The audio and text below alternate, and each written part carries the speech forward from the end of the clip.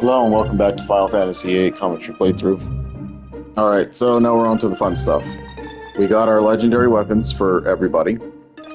We acquired the GF Doom Train, beating all of the stuff we needed for the Solomon Ring. And now we're going to hunt down the final 3 GFs. So I'm going to get them all, at least 2 in this video, and then I'll probably make a dedicated video for the second part of the deep sea research, because it can kind of take a while and I don't want to overload it too much. But the very first 2 that we can get right now is that little cactus that keeps spawning in and out. We've been seeing him the entire game. That's pretty much as soon as we got Balam Garden, and now it's time to take him on. So setup for the cactar fight is pretty easy. What you want to do is, hopefully you held onto your waters this long. Water's finally going to have its use. This monster is weak to water, so just junction it to your status or your elemental attack, and you'll just hit for extra damage. The Jumbo Cactar is weak to slow, and he actually has the meltdown magic in his draw stock pool. So if you just draw Meltdown and cast it right at him, you'll be hitting for pretty much max damage if you're upgraded properly. Other strategies you could take with this guy is to come into the fight with a low level crew or a low, with low HP, and just kind of spam limit breaks on him. This boss is unique because he can run away from you. There will be like a little message that pops up at the top stating that he has like such and such HP left, and then he's on basically a countdown to run away. And if he runs away, you'll have to redo the entire fight. Now, Jumbo Cactar is very dangerous because he has a move that's called 10,000 Needles.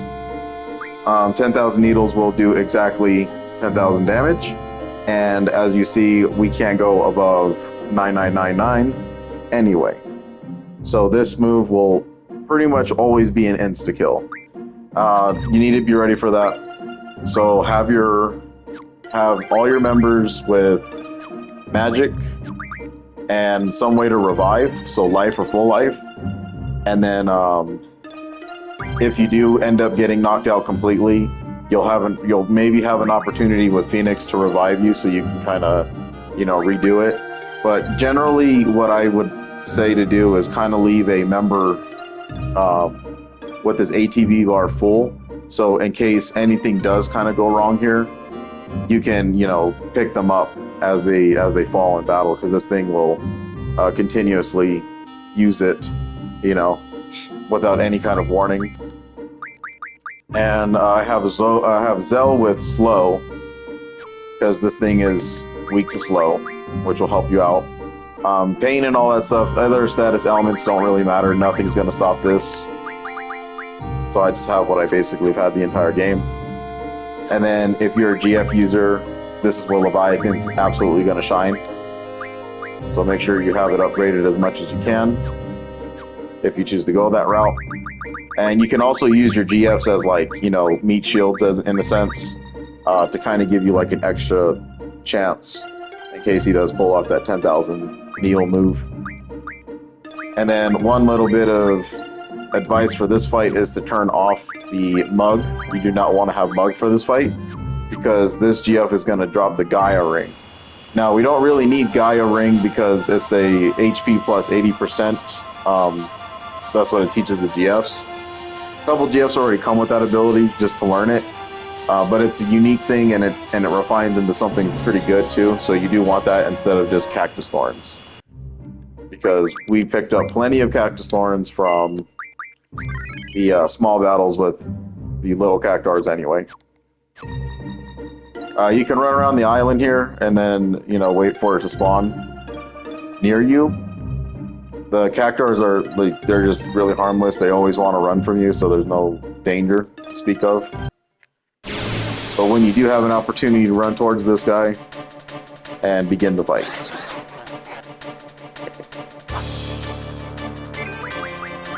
So straight away I want to cast Meltdown on him.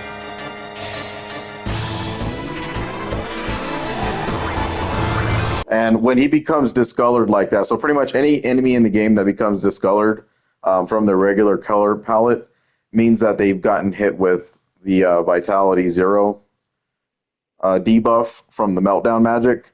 And now you're just able to completely spam attacks on them, and they'll take max damage. And that's going to be pretty much my strat in picking up guys as they fall down.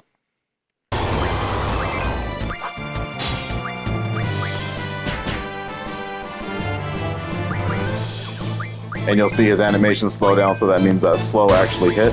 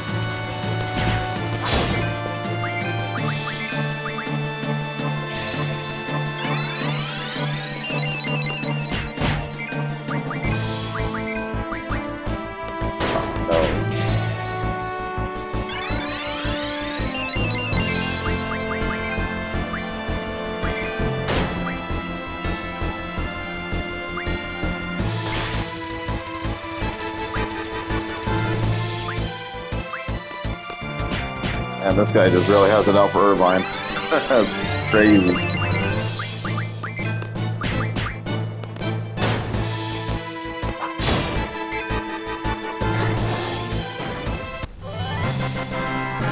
Alright, so I kind of got really lucky in that fight. He literally just spammed 10,000 needles 3 times on Irvine.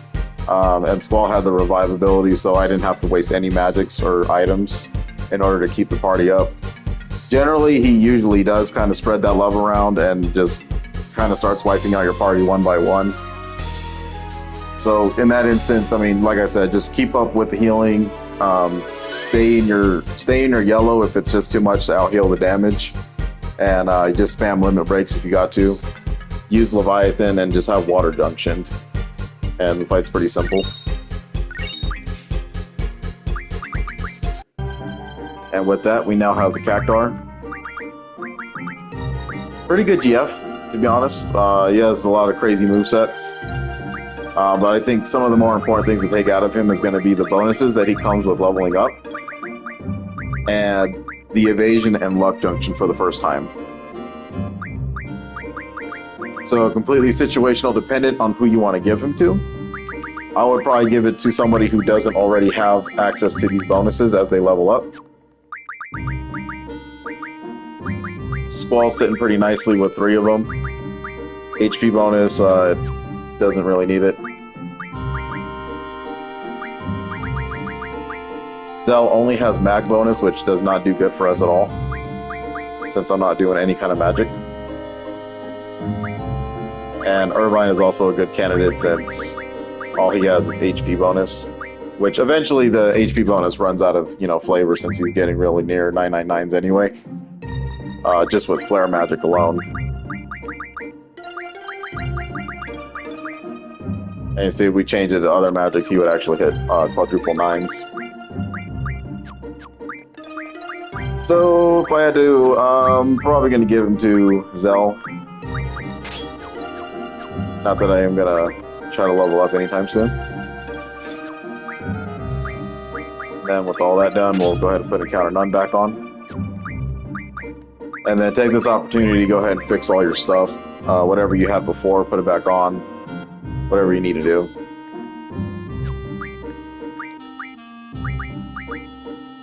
So it is important to note that the next area we go to, we are going to be kind of forced into battles, and we can't run from them. So we are going to have to, unfortunately, gain experience where we're going, and we're going to be fighting against some Ruby Dragons, which give a lot of experience. So if you want to go ahead and, you want to activate those bonuses now, probably now is the time to do this. But I'll set up when I'm near it.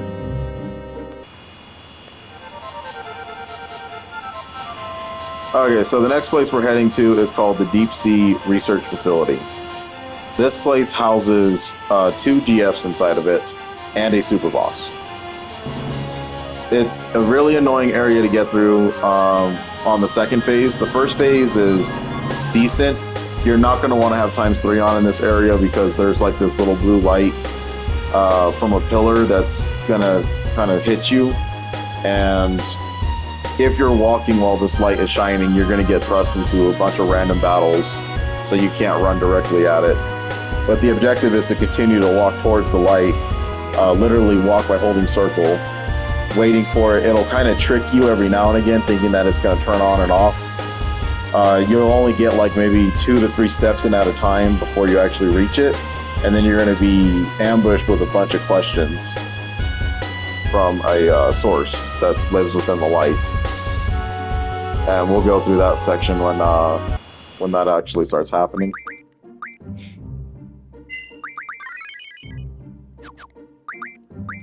I'll go ahead and set up my people now. Probably a good idea to keep strength high, because we do want to defeat this GF as quickly as possible. Otherwise, he can cause a lot of problems. Let's say strength and bit bonuses.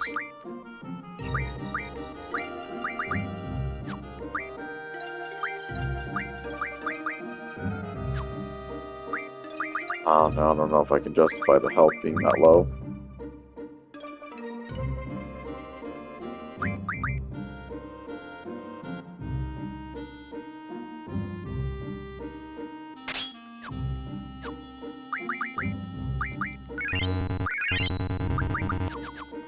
You want high HP because this thing is pretty tough. Take off the water.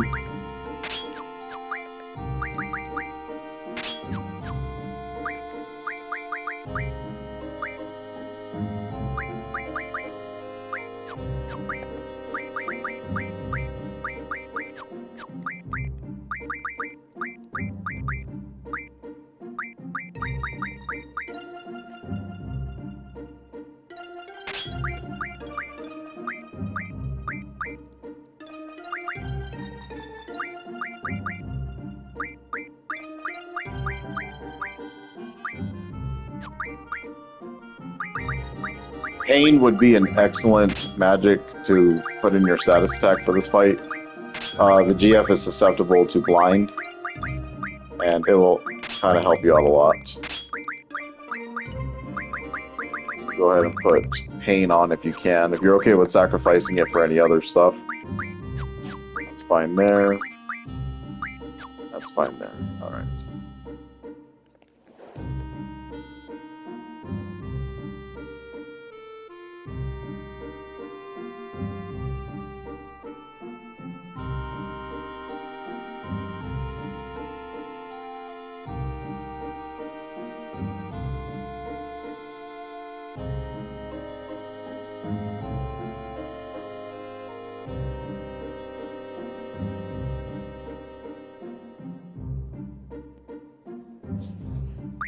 Don't worry about equipping Mug on this fight. The GF drops the same item no matter what, so you don't need to worry about it.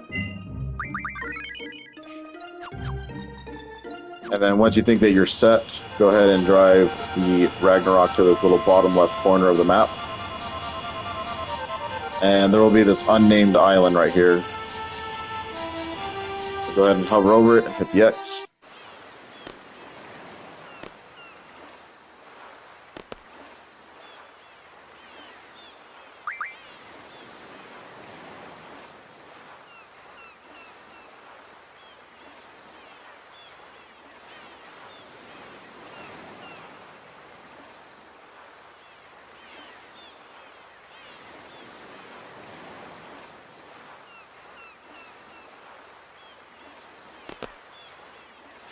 So Zell gave us a little lore bomb there about what this place is.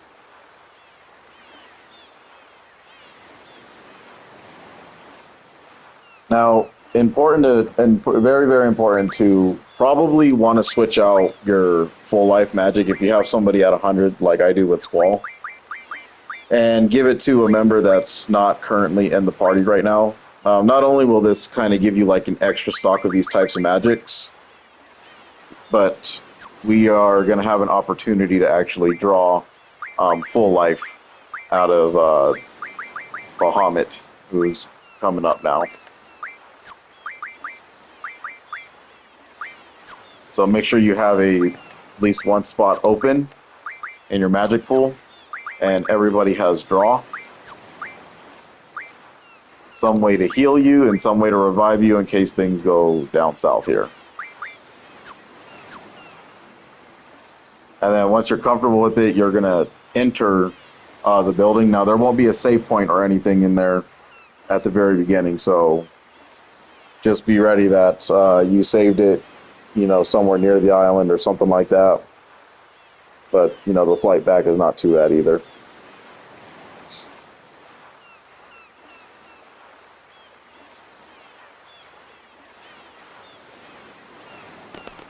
All right.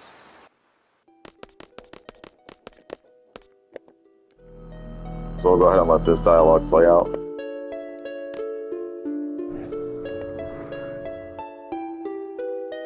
And this is your hint that the blue light is bad. So when it flashes like that, don't move. And then it'll try to trick you, move a little bit, and stop. And we are going to do this the whole time.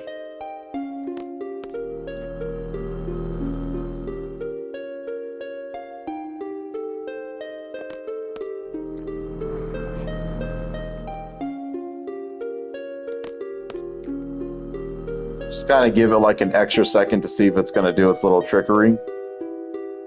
And then keep moving forward. The random encounters you'll get into here aren't that bad, but they are like high-level Endocondors and Blood Souls. Blood Souls probably being the worst of the two. Just keep working your way over to the light.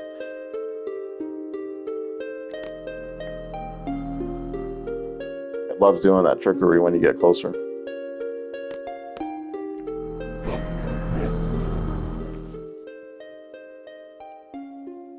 Then you're going to be asked a series of questions here. Every answer you give, there are right and wrong answers.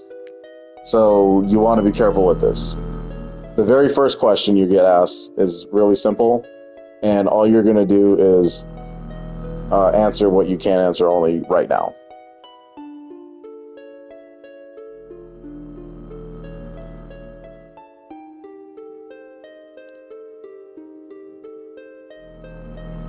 So you're going to say, it's not our will to fight, and then you're going to get thrust into a series of battles against ruby dragons. Probably beneficial to bring level down if they're too hard and their moves are hitting you, really badly. But you can also junction like fire, protection and stuff like that, which I have two characters that are completely covered and will absorb all the elements in the game. So I'm not really worried about that right now. But just in case you do come in here without, any kind of proper setup. Odin does have a chance to show up and help you here too, so that's why I kind of put the bonuses on, just in case I get some levels.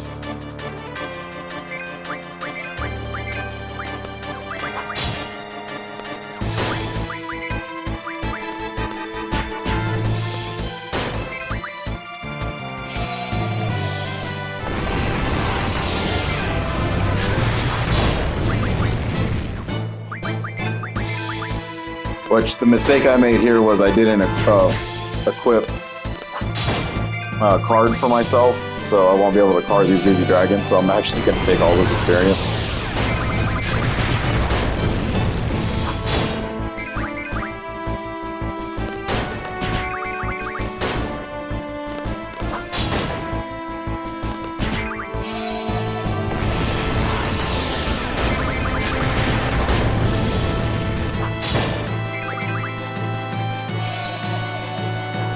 This will be his most dangerous move, immediate.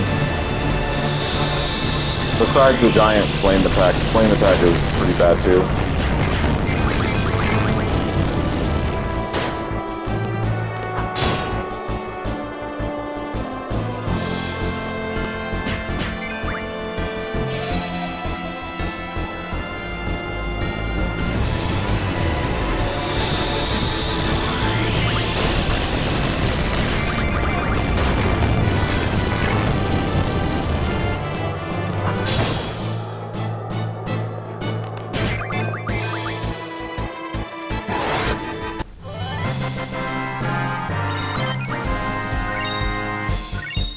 Yeah, and you saw there, ruby dragons actually do drop energy crystals, but they are really rare to find, and this is the only point where they're actually fixed. So they wouldn't drop enough energy crystals as opposed to that Elnoil, which is, you know, you can control how many times you want to fight it. And these ruby dragons do have to be higher level, so a little more dangerous, in my opinion.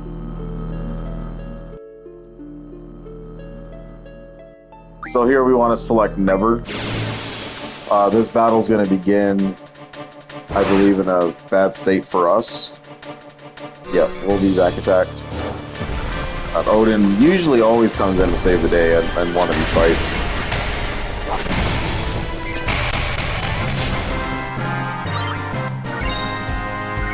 Fury fragments. So here there's a hidden option. This will get a lot of the new players, right? Unless you're actually like going up and down like this. So once you select the hidden option here, you're going to be thrust into a fight with Bahamut. Take the time to draw full life from Bahamut, and if you can survive his Mega Flare attack, tank the damage, re-cure yourself, and then you know, go ahead and continuously draw whatever magic you can. This will be one of the easiest ways to get full lives. I did want to try to pull full life off of the Tonberry King, but I just wasn't high enough level at the time to do it. And Fujin would be the other way to do it. So it's not super imperative you do it here, but the second Fujin fight we get, she'll actually have full life in her stockpile. So that's, I guess, a safer way to do it if you don't want to do it here.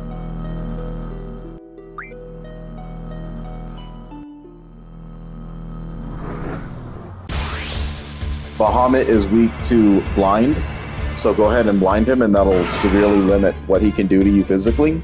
But Mega Flare is the obvious issue that we're going to have to deal with.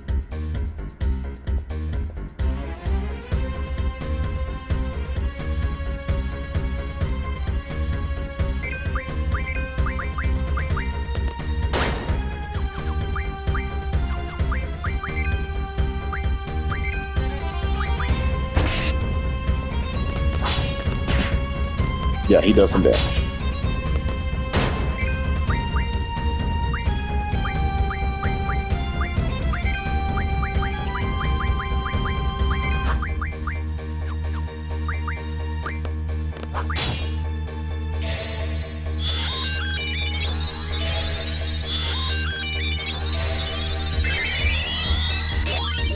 So if he keeps attacking Squall with physical damage, then Squall's gonna actually take him out because of what I have.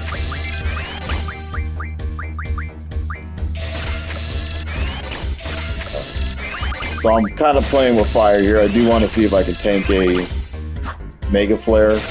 Not really sure I'll be able to. Maybe with Zell.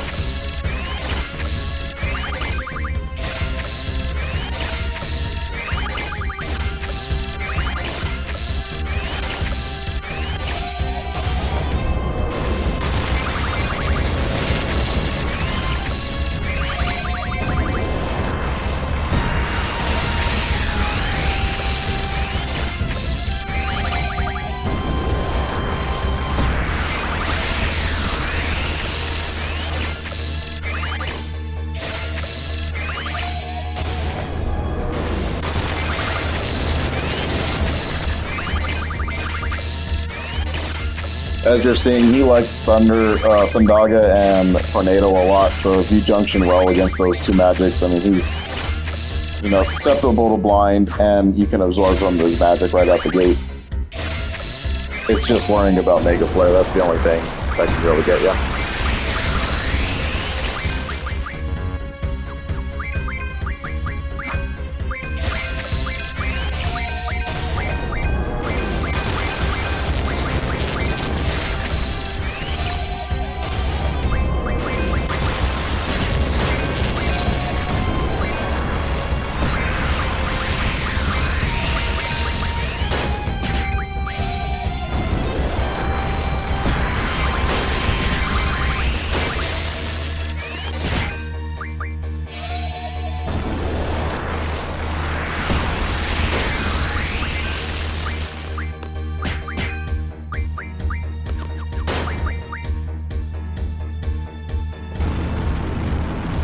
Okay, let's see what happens. Awesome.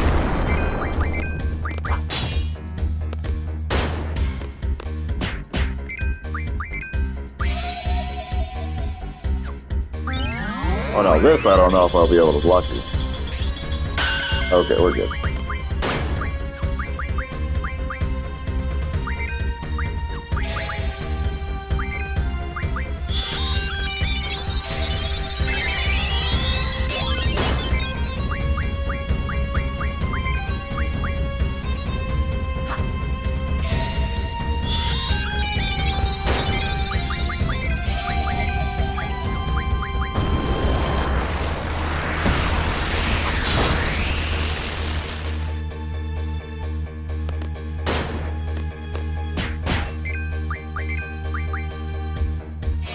In addition, Meltdown will also affect him too. Meltdown for a lot of these endgame bosses is going to be pretty powerful if you use it.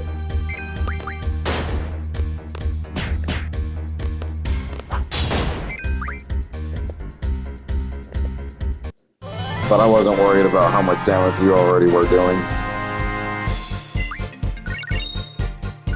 So you win a Hyper Wrist. You also mug a Hyper Wrist, so don't worry about what his mug was. It's the same thing that he would have dropped.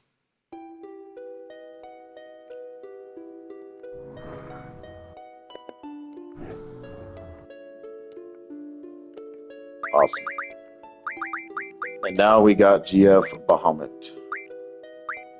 Bahamut comes with ×4 and strength plus 60.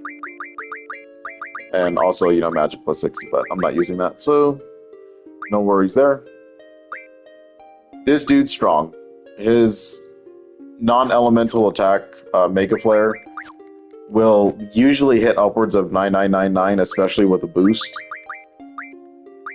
His animation's really quick though, so you'll probably only get, you know, like 180 to 200 most of the time with his boost command.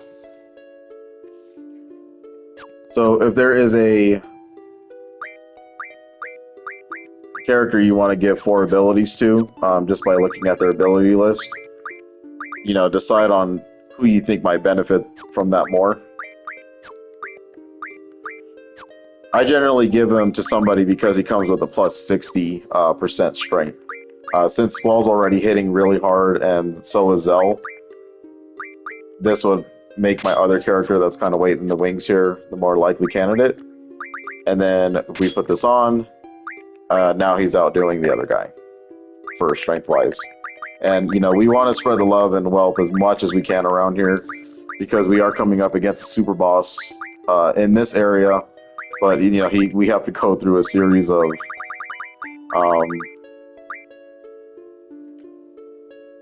stairs and windy puzzle-like things to kind of get to it. So it's not the greatest thing in the world.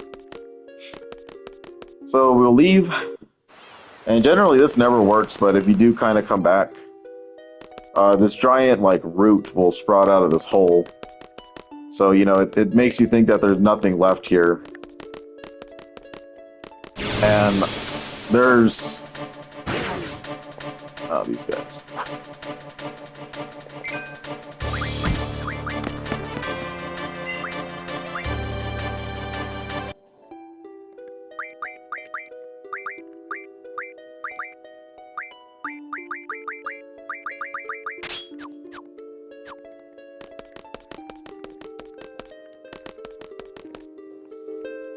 Yeah, so getting the giant root to spawn, it's kind of tough.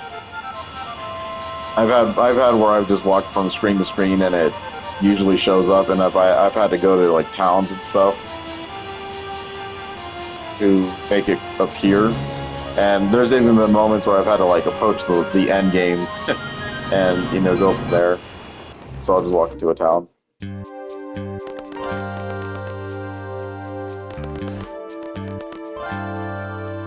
But either way, that was going to be the end of the video right there. Was at least obtaining GF Cactuar and the GF Bahamut. So I wanted to get away from it, go into a different place and kind of reset and see if it'll open up. By the time I return, though, for the next one, we are going to do the second part to the deep sea research lab.